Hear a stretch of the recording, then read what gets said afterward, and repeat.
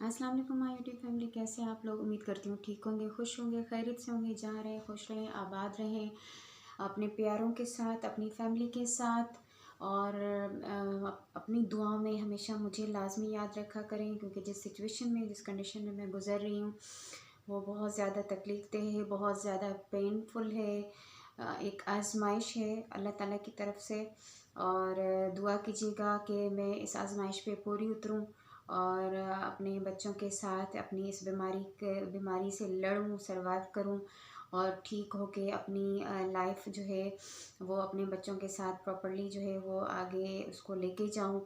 अभी भी अल्हम्दुलिल्लाह मैंने अब इस बीमारी को ख़ुद पे हावी नहीं किया, मैंने ख़ुद को मरीज़ नहीं बनाया। मेरी कंडीशन डाउन होती है, ख़राब होती है, फिर भी मैं हिम्मत करती हूँ, अपना घर संभाल रही हूँ, बच्चे अंदर बाहर का सारा काम देख रही हूँ, सारी रिस्पॉन्सिबिलिटीज़ मेरे ऊपर हैं।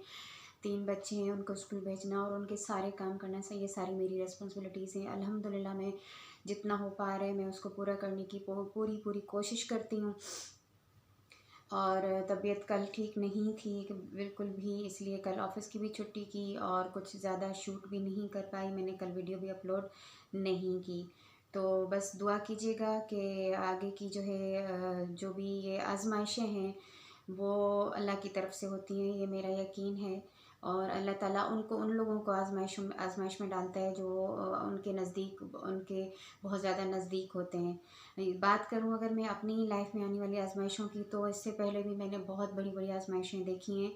और ये भी बहुत बड़ी आज़माइश है अपनी जगह पे। एक छोटे छोटे बच्चे हैं और अभी मेरी एज जो है 40 भी नहीं है।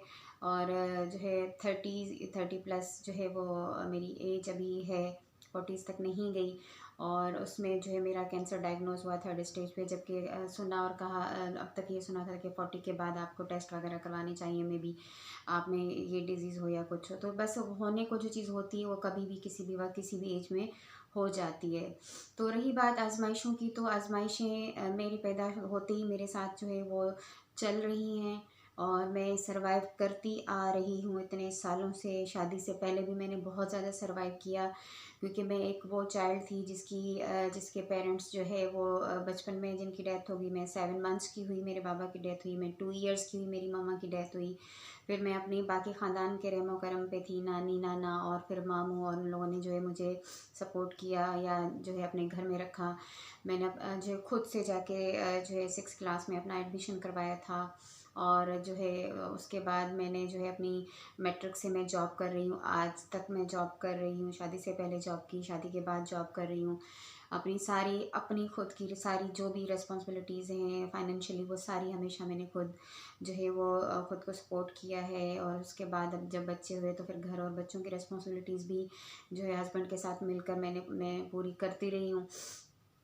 तो ये है कि फिर ऐसे में मेरा ये कैंसर डायग्नोज होना और उसमें फिर अकेले इस बीमारी का मुकाबला करना, जहाँ पे मेरी ज़ाहिर सी बात है, बताया मैंने आपको कि अम्मी बाबा नहीं है तो बहन भाई भी नहीं है, मैं फर्स्ट चाइल्ड थी।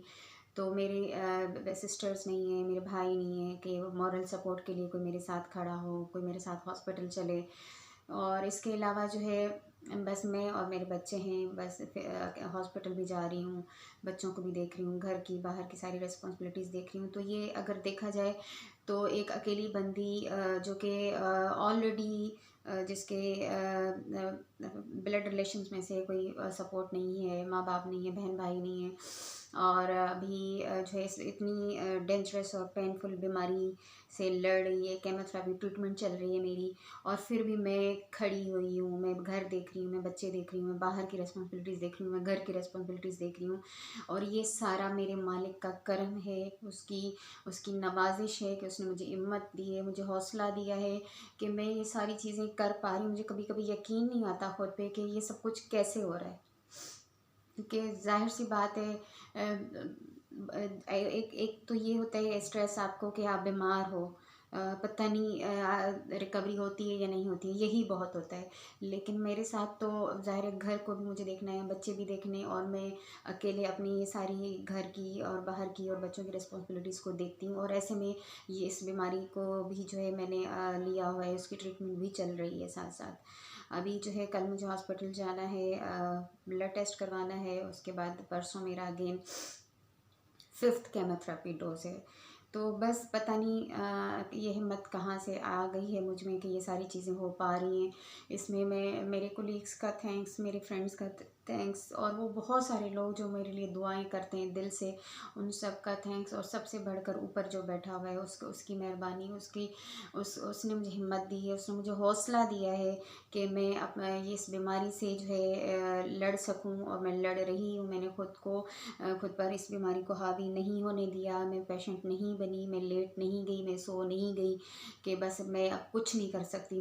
हाँ, डाउन हूँ, वीक हूँ, क्योंकि ये एक बम की तरह है। ये मेडिसिन केमोथेरेपी की आपकी बॉडी में जाती है जो सब कुछ जला देती है। आपका ब्लड खत्म हो जाता है, आपका पानी बॉडी का खत्म हो जाता है, आपका मुंह का जायका ख़राब हो जाता है, खाना पीना बंद हो जाता है। अगेन आपने खाना पीना शुरू करना होता है, फिर थोड़ी रिकवरी होती है तो फिर एक और डोज की बारी आ जाती है, लग जाता है।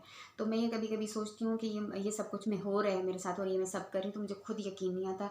लेकिन वो जो ऊपर ज़ात बैठी हुई है ना, वो आपको हिम्मत भी देती है, आपको हौसला भी देती है, और आप जो है वो करते चले जाते हैं, चीज़ें करते चले जाते हैं। और मेरा ईमान है, मुझे यकीन है कि मैं 4 महीने बाद, 5 महीने बाद अपने ये जब केमोथेरेपी डोज कंप्लीट होंगे, मेरी सर्जरी होगी, इंशाल्लाह अपने बच्चों के लिए मैं बिल्कुल ठीक हो जाऊंगी। और इसी तरह का एक वीडियो बनाऊंगी कि अल्हम्दुलिल्लाह आप सबकी दुआओं से मैं बिल्कुल रिकवर हो चुकी हूँ, ठीक हो चुकी हूँ। बाकी रही बात आजमाइश की, तो अल्लाह ताला कहता है कि बंदे, जो तेरी चाहत है वो मेरी चाहत है। अगर तू खुद को ढाल ले मेरी चाहत में, तो होगा वही जो तेरी चाहत है। तो अगर अल्लाह ताला की तरफ से मुझे ये आजमाइश मिली है तो मुझे कबूल है, क्योंकि उसने वो कुछ इसमें कोई हिकमत होगी, कोई बेहतरी होगी, मैं नहीं जानती। लेकिन मैंने इसको डायग्नोज होती, मैंने इसकी ट्रीटमेंट स्टार्ट करी, और साथ में मैंने इसको इतना ज़्यादा हावी नहीं किया खुद पर। मैं अदर जो चीज़ें मेरी लाइफ में हैं, जो मेरी रेस्पॉन्सिबिलिटीज़ हैं, मैं उनकी वजह से डिस्टर्ब रहती हूँ, स्ट्रेस लेती हूँ, लेकिन बीमारी की वजह से नहीं लिया। क्योंकि बाकी चीज़ें जो हैं वो लोगों की दी हुई हैं। बाकी के बीमारी के अलावा जो स्ट्रेस है, बीमारी के अलावा जो डिप्रेशन है, वो दूसरे लोगों की वजह से है, जो मेरी लाइफ का हिस्सा है। लेकिन जो बीमारी है उसका मैं स्ट्रेस इसलिए नहीं लेती क्योंकि अल्लाह की तरफ से है, और वो मुझे कबूल है। ये आजमाइश में दिल से मुझे इस पर जो है वो यकीन है कि अगर उसने दी है तो वो उससे निकालेगा भी, वो शिफा भी देगा। और वो मेरा जो सब्र है वो आजमा रहा है कि इस बंदी को मैंने इतनी सारी आजमाइशें जब दी थी, चलो ये वाली भी दे के देखता हूँ तो कि ये क्या करती है। और मैंने ये किया कि मैंने सब्र किया है और मैंने इसको कबूल किया, मैंने इसको एक्सेप्ट किया है। तो कल से बहुत ज़्यादा डिस्टर्ब चल रही थी, और बस मैंने कहा आज मैं बात करती हूँ। अपनी दुआ में याद रखिएगा, अपना बहुत सारा ख्याल रखिएगा। और इसके अलावा